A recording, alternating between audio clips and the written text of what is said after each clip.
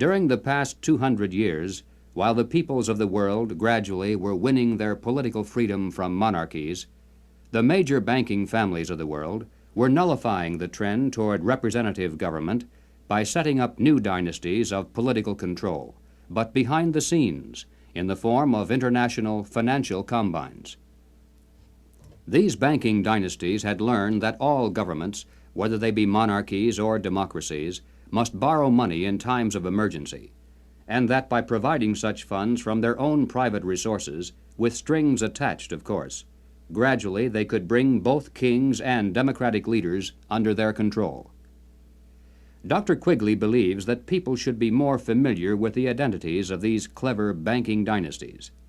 They include such names as Baring, Hambros, Lazard, Erlanger, Warburg, Schroeder, Seligman, the Spires, Mirabeau, Mallet, Fold, and above all, Rothschild and Morgan.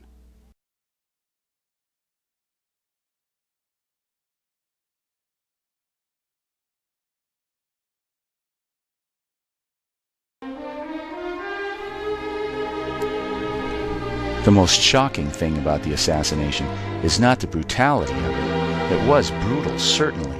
But the most amazing thing is the way the established media today managed to pretend that there is any question about whether his murder was a conspiracy. We need to understand the images we've been looking at. This is Dealey Plaza, the scene of the crime. This is the school book depository building and the 6th floor window from which Oswald supposedly did his shooting. Abraham Zapruder was standing here with his home movie camera when he took the graphic pictures you just saw of the assassination, the Zapruder film. And this is the so-called grassy knoll. We'll talk more about that in a minute. The official government version of the murder, the Warren Commission report, found that Lee Harvey Oswald fired 3 shots from the 6th floor of the Dallas School Book Depository building. They tell us that the first shot missed, that the second shot hit both Kennedy and the governor of Texas, and the third shot, from behind, hit Kennedy in the head and killed him. But it's hard to watch the Zapruder film of Kennedy being thrown violently backward and to the left and not think that he was shot from the front. This is Dr. Cyril Wecht. As the former head of the American Academy of Forensic Sciences, he is the expert elected by the experts to represent them.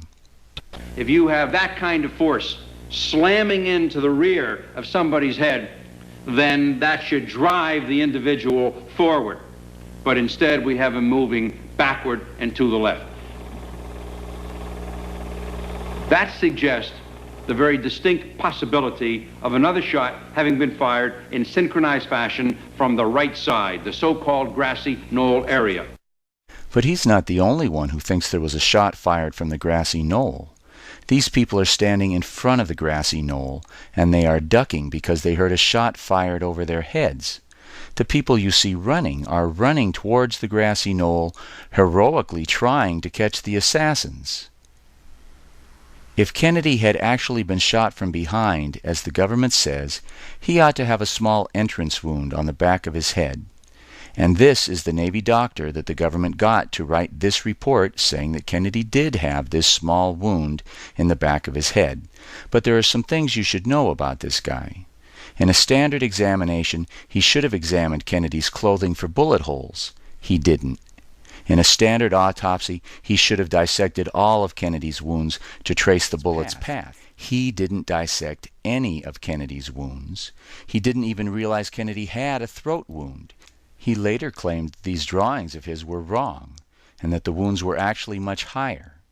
He lost Kennedy's brain, which is still missing, and then he burned his notes. He burned his notes. But perhaps we shouldn't be too hard on him, because this guy, Dr. James Humes, had never done an autopsy involving gunshot wounds before in his life. So naturally, he was the government's first choice to do the most important autopsy in American history. Dr. Hume's story about a small exit wound in the back of Kennedy's head is today the official government version. But this is not the story the New York Times told on the day Kennedy died.